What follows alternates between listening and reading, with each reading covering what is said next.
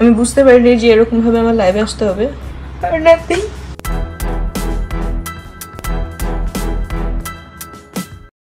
এভাবে কি সন্তানের পিতৃ পরিচয় পেতে হাউমাউ করে কাঁদছে পূজাচেরি?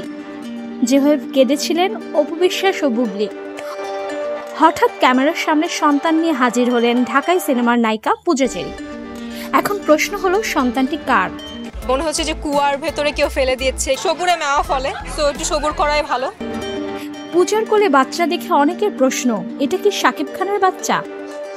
কেননা এর আগে জয়ের জন্মদিনে বীরকে ক্যামেরার সামনে এনেছিলেন বুবলি, তখন হাউমাউ করে কেঁদেছিলেন বুবলি।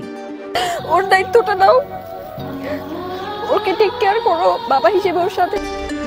কেঁদে কেঁদে বলেছিলেন বীর শাকিব খানের সন্তান।